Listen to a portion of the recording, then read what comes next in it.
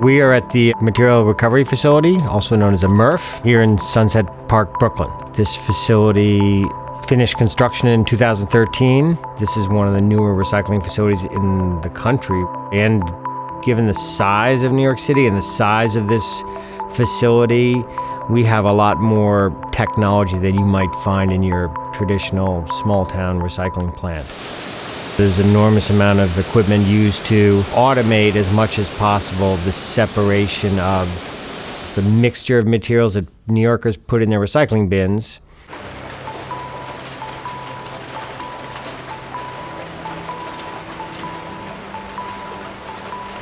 We sort by size, we sort by density, we sort two-dimensional material from three-dimensional material. You can actually sort by molecular makeup of the material. We do much or all of that separation with technology.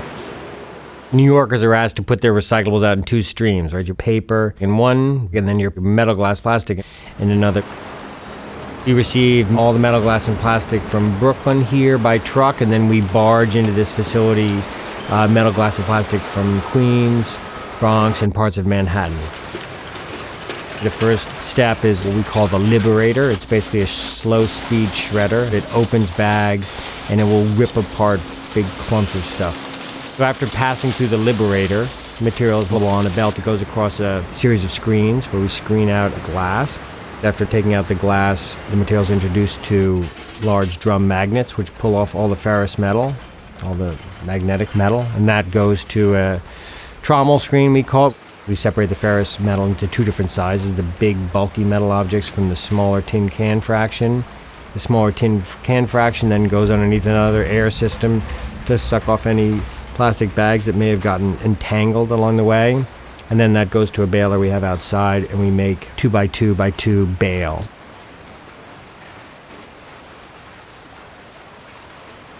After removal of your glass and removal of your ferrous metal, we're separating all of the plastic bags into a series of optical sorters.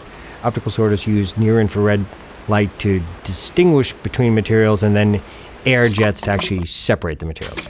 In New York City, the metal, glass, plastic program is basically all metal objects. So bits of copper pipe or keys or aluminum cans, aluminum foil. If it's a non-ferrous metal, it's non-magnetic. We use eddy current. Eddy currents basically conveys a charge, so we actually repel non-ferrous metals with eddy currents. This is by far the biggest metal, glass, plastic processing facility in the country.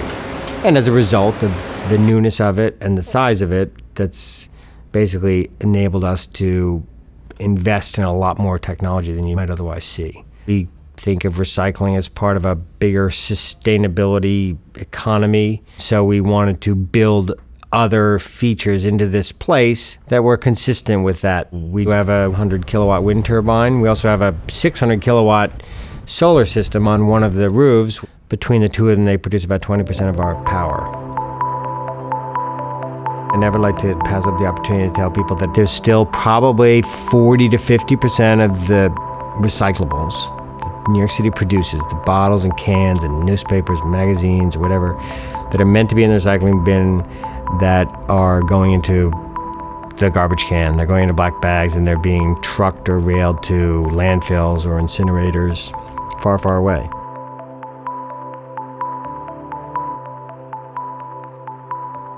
Solving climate change and all sorts of things are huge hurdles, but for large parts of the city, it's as simple as putting it in this bin versus this bin, and you ultimately change the future.